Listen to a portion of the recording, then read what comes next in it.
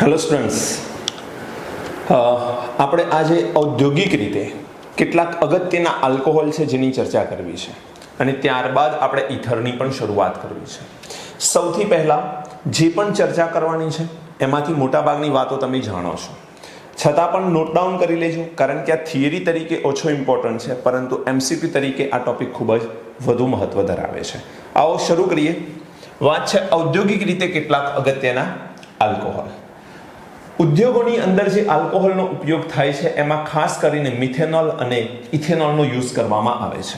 તો સૌથી પહેલા આપણે જેની ચર્ચા કરવી છે એ છે મિથેનોલ. મિથેનોલ એટલે શું?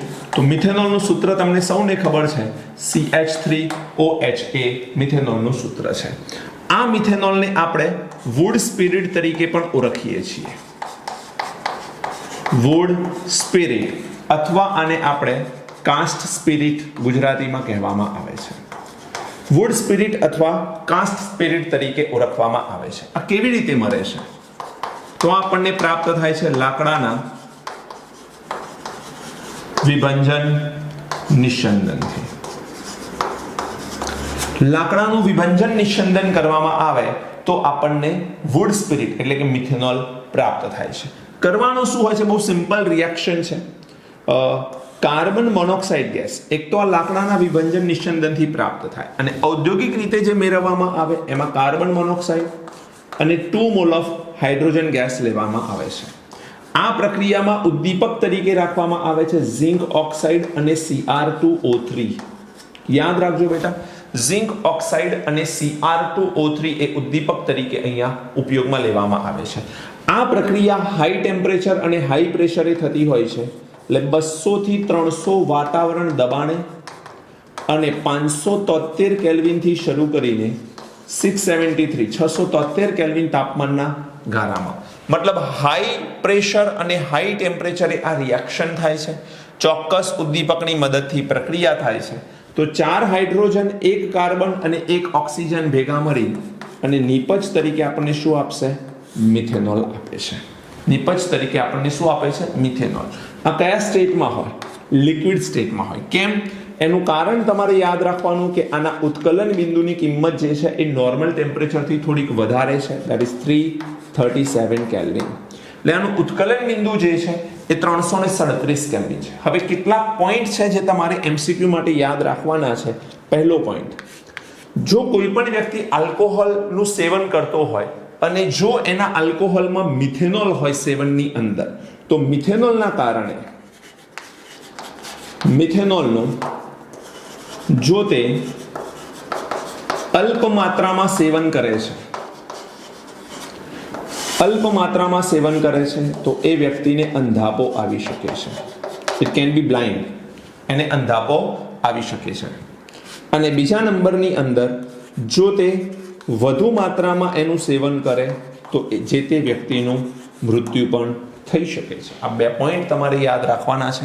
અલ્પ માત્રામાં સેવનથી અંધાપો આવી શકે છે અને વધુ માત્રાથી મૃત્યુ પણ તેનું થઈ શકે છે. ધેન આફ્ટર આના કેટલાક ઉપયોગો તમારે યાદ રાખી લેવાના.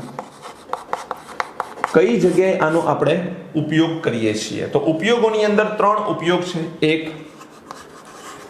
પેઇન્ટ ઇન્ડસ્ટ્રીમાં તેનો યુઝ થાય છે, મતલબ રંગ બનાવવા માટે તેનો ઉપયોગ થાય છે. બીજા નંબરમાં વાર્નિશમાં તેનો દ્રાવક તરીકે ઉપયોગ થાય છે. વાર્નિશ એટલે શું? તો લાકડા ઉપર જે પોલિશ કરવામાં આવે છે એ પોલિશને આપણે વાર્નિશ કહીશું અને એ વાર્નિશની અંદર તેનો દ્રાવક તરીકે ઉપયોગ કરવામાં આવે છે. તમને ઘરમાં જો ફર્નિચર બનાવ્યું હશે તો મોટા ભાગે હવે એક ટ્રેન્ડ છે કે આપણે ફર્નિચરમાં વિનિયર અથવા તો કોઈ પણ વુડ છે એના ઉપર પોલિશ કરાવીએ છીએ. એ પોલિશ જે છે એમાં એને વોર્નિશ કહેવાય. એમાં દ્રાવક તરીકે કોણ છે? મિથેનોલ. એ તીવ્ર વાસ ધરાવતો હોય છે. કોઈ પણ જગ્યાએ પોલિશ લગાડવામાં આવતી હોય તો જોજો ત્યાં તીવ્ર વાસ આવે છે. એનું કારણ શું? તો તેની અંદર મિથેનોલ છે. અને સૌથી મહત્વનો આનો ઉપયોગ છે ફોર્માલ્ડિહાઇડની બનાવટમાં આનો યુઝ કરવામાં આવે છે. ફોર્માલ્ડિહાઇડની બનાવટ આપણે મિથેનોલની મદદથી કરી શકીએ છીએ. તો આ વાત છે મિથેનોલની. હવે સેકન્ડ પોઈન્ટ જેની મોટાભાગની ચર્ચા આપણે ઓલરેડી કરી ચૂક્યા છીએ, that is ethanol. તમને સૌને ખ્યાલ હશે કે આપણે ઇથેનોલ કેવી રીતે બનાવી શકીએ છીએ. તો ઇથેનોલ બનાવવા સૌથી શ્રેષ્ઠ પદ્ધતિ છે, એ પદ્ધતિનું નામ છે આથવણ પદ્ધતિ, ફર્મેન્ટેશન મેથડ. શું આ પદ્ધતિ આપણે ભણ્યા છીએ? યસ. આલ્કોહોલના ઉત્પાદનમાં આથવણ પદ્ધતિ મેં તમને સમજાવી દીધી છે, છતાં પણ ફરી એકવાર થોડુંક ફાસ્ટ સમજાવી દઉં છું. બહુ જ સિમ્પલ છે. કરવાનું શું હોય છે? અહીં સુક્રોઝ લેવાનું હોય છે, C12H22O11, જેને આપણે કહી શકીએ મોલાસિસમાં રહેલી ખાંડ.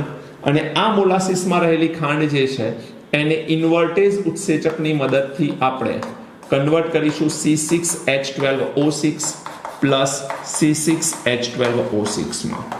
મતલબ અહીંયા આપણને ગ્લુકોઝ અને ફ્રુક્ટોઝ પ્રાપ્ત થતો હોય છે. આ વાત આપણે ભણી ગયેલા છીએ, એટલે થોડીક હું સ્પીડમાં ભણાવું છું. આ સુક્રોઝ છે, મોલાસિસમાં રહેલી ખાંડ છે, એમાં ઇન્વર્ટેજ ઉત્સેચકની મદદથી આપણે એનું ગ્લુકોઝ અને ફ્રુક્ટોઝમાં કન્વર્ઝન કરીશું. હવે તમારી પાસે ગ્લુકોઝ અથવા ફ્રુક્ટોઝ કંઈ પણ છે, એને આપણે શું કરીશું? તો ઈસ્ટમાં રહેલી ઝાયમેઝ ઉત્સેચકની મદદથી આનું આથવણ થશે, અને ઝાયમેઝ ઉત્સેચક આથવણ કરી આપણને શું આપે? 2 mall of ethanol plus CO2 gas આપશે આપણને. 2 મોલ ઓફ ઇથેનોલ અને CO2 ગેસ આપણને અહીંયા પ્રાપ્ત થશે. તમે કાર્બનની સંખ્યા ચેક કરો, અહીંયા 6 છે, 2 2 4, તો અહીંયા CO2 ના પણ મોલ કેટલા જોઈશે? 2. અહીં કાર્બન ડાયોક્સાઇડ વાયુ ઉત્પન્ન થઈ જાય છે અને આપણને નિપજ તરીકે એક ઇથેનોલ પ્રાપ્ત થાય છે. બેટા એક ઇમ્પોર્ટન્ટ પોઈન્ટ અહીંયા યાદ રાખવાનું છે કે જ્યારે આ ઝાયમેઝ ઉત્સેચકની મદદથી જે પ્રક્રિયા થાય છે એમાં જો 14% આલ્કોહોલનું નિર્માણ થઈ જાય, કેટલા ટકા? 14% જો આલ્કોહોલનું નિર્માણ થઈ જાય તો એ આ ઝાયમેઝ ઉત્સેચકની મદદથી આલ્કોહોલ બનવાની પ્રક્રિયા જે છે એનો નિરોધક થઈ જાય છે, મતલબ એનો અવરોધ ઉત્પન્ન કરે છે. ફરી સમજો, ઝાયમેઝ ઉત્સેચકની મદદથી ગ્લુકોઝમાંથી શાનું નિર્માણ થયું? ઇથેનોલનું. જેવો 14% આલ્કોહોલ 14% આલ્કોહોલ બની જશે, પછી ઝાયમેઝ ઉત્સેચકની મદદથી આ આલ્કોહોલ બનવાની જે પ્રક્રિયા છે એમાં નિરોધક તરીકે એ વર્તન કરે છે, મતલબ કે તે બનવા દેતો નથી, પ્રતિરોધ કરે છે આ પ્રક્રિયાનો.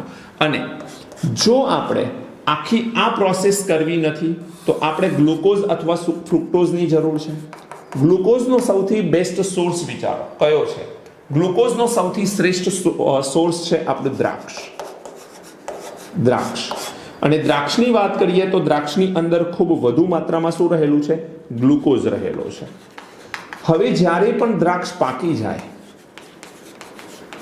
તો એ દરમિયાન આ દ્રાક્ષ છે, માનો કે હવે આ દ્રાક્ષ પાકી ગઈ છે, તો અંદરની તરફ જે છે એ ગ્લુકોઝ સૌથી વધુ માત્રામાં હશે. પરંતુ પાકેલી દ્રાક્ષની ઉપરની સપાટી પર જોવામાં આવે તો વધુ માત્રાની અંદર અહીંયા ઝાયમેઝ એટલે કે ઈસ્ટ હોય છે. અહીંયા ઈસ્ટ હોય છે. એટલે દ્રાક્ષની જો બંધારણ જોઈએ વધુ માત્રામાં પાકી જાય તો ઇનસાઇડ દ્રાક્ષની અંદરની તરફ ગ્લુકોઝ હોય અને એની સરફેસ ઉપર શું આવેલું હોય છે? ઈસ્ટ આવેલી હોય છે. હવે જ્યારે દ્રાક્ષને કચડી દેવામાં આવે, મતલબ કે ક્રશ કરી લેવામાં આવે, તો આ ઈસ્ટ અને ગ્લુકોઝ બધું ભેગું થશે. હવે ઈસ્ટમાંથી કયો ઉત્સેચક મળે? ઝાયમેઝ. અને ગ્લુકોઝ, તો પરિણામે આ ગ્લુકોઝનું આથવણ થઈ આપણને શું મળી શકે છે? ઇથેનોલ. પરંતુ આ પ્રક્રિયા હવાની ગેરહાજરીમાં થતી હોય છે. કેમ? હવાની ગેરહાજરીમાં જ આ પ્રક્રિયા કરવાની, તો જ અહીંયા ગ્લુકોઝમાંથી ઇથેનોલ બનશે. જો તમે હવાની હાજરી રાખશો તો એક પ્રોબ્લેમ થશે. હવાની હાજરીમાં શું થાય? જો આપણે હવાની હાજરી રાખીશું તો અહીં તમારી પાસે જે ઇથેનોલ છે એ ઇથેનોલનું ઓક્સિડેશન થઈ અને અહીં ઇથેનોઇક એસિડ બની જતો હોય છે. ઇથેનોલનું ઓક્સિડેશન થઈ શું બની જાય? Ethanoic acid. અને જ્યારે કોઈ વ્યક્તિ આલ્કોહોલિક પીણા પીવે છે તો એમાં વધુ માત્રામાં ઇથેનોલ જ હોય છે. હવે એ જે ઇથેનોલ છે એનું કન્વર્ઝન જો ઇથેનોઇક એસિડમાં થઈ જશે તો પ્રોબ્લેમ શું થશે? એ પીણું જે છે એનો સ્વાદ બદલાઈ જશે, પરિણામે એ યુઝફુલ નહીં રહે. એટલે ઇથેનોલનું ઉત્પાદન કરવા માટે હવાની ગેરહાજરીની જરૂરી છે. જો હવાની હાજરી થઈ જશે તો ઇથેનોલ કન્વર્ટ થઈ જશે ઇથેનોઇક એસિડમાં. જેવો તે ઇથેનોઇક એસિડમાં કન્વર્ટ થઈ જશે, પ્રોબ્લેમ થશે, એનો ટેસ્ટ બદલાઈ જશે, પરિણામે એ પીવા લાયક રહેતો નથી. બીજો પોઈન્ટ, જો ઇથેનોલને આપણે પીવા લાયક નથી બનાવવો તો ઇથેનોલને આપણે વિકૃત બનાવી દેવો છે તો એની અંદર બીજા બે પદાર્થો તમે ઉમેરી શકો છો.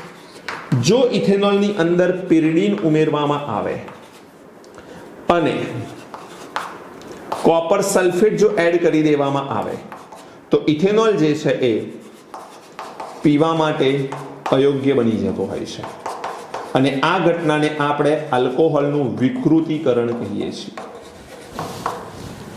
આ ઘટનાને આપણે આલ્કોહોલનું શું કહીએ છીએ? વિકૃતિકરણ. એટલે અહીં આલ્કોહોલ પીવા લાયક રહેતો નથી. એટલે જો પર્ટિક્યુલર આલ્કોહોલને પીવા અયોગ્ય બનાવવો છે તો એમાં પિરિડીન અથવા અને કોપર સલ્ફેટ તમે ઉમેરો એટલે એક રંગીન પદાર્થ બને છે. બીજી વસ્તુ એ પીવા માટે કેવો બને છે? અયોગ્ય. આ ઘટનાને વિકૃતિકરણ કહે છે. એમસીક્યુમાં બેટા પૂછી શકાય એવો પોઈન્ટ છે કે ઇથેનોલમાં કયા પદાર્થો ઉમેરતા તે પીવા અયોગ્ય બને છે અથવા વિકૃતિકરણ ત્યાં જોવા મળે છે. હવે જે આલ્કોહોલ છે ઇથેનોલ, એને સૌથી વધુ માત્રામાં ઔદ્યોગિક રીતે બનાવવા માટે આલ્કીનનો યુઝ થાય છે. તમને ખબર છે કે આલ્કીનમાંથી આપણે આલ્કોહોલનું નિર્માણ ભણી ચૂક્યા છીએ. બે રીતે આપણે આલ્કીનમાંથી આલ્કોહોલનું નિર્માણ કરી શકીએ છીએ. એક હાઇડ્રોબોરેશન દ્વારા અને સેકન્ડ એસિડિક જળ વિભાજન દ્વારા, માર્કોનિકોફ અને પ્રતિ માર્કોનિકોફ નિયમ મુજબ. ટૂંકમાં આલ્કીનમાંથી આપણે આલ્કોહોલનું નિર્માણ ખૂબ સરળતાથી કરી શકીએ છીએ. સમજ પડી? તો આ પોઈન્ટ છે, બસ સિમ્પલ વાતો છે, યાદ રાખવાની છે. પીવા માટે સૌથી વધુ માત્રામાં આલ્કોહોલ કોણ વપરાય છે? તો ઇથેનોલ વપરાય છે. હા, તમારે બીજો એક પોઈન્ટ આ યાદ રાખવાનો છે. જેમ મિથેનોલનું ઉત્કલન બિંદુ તમે જાણો છો, ક્યાં લખ્યું? આ રહ્યું.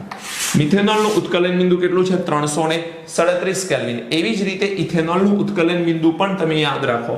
ઇથેનોલનું ઉત્કલન બિંદુ જે છે એ 351 કેલ્વિન છે. એટલે નોર્મલ ટેમ્પરેચર પર એ કંઈ બાષ્પીભવન પામી જતો નથી. 351 એ નોર્મલ રેન્જ કરતાં ઊંચું છે. 300 થી 310 કેલ્વિનની આસપાસ હોય તો એ જે રેન્જ છે એને આપણે શું નામ આપીશું? Normal range. ઓકે, તો આ છે આપણે વિશિષ્ટ પ્રકારના આલ્કોહોલ, જે ક્વેશ્ચન્સ તમને આમાંથી પૂછી શકાય છે. ચલો નોટ કરો, પછી આગળ વધીએ છીએ.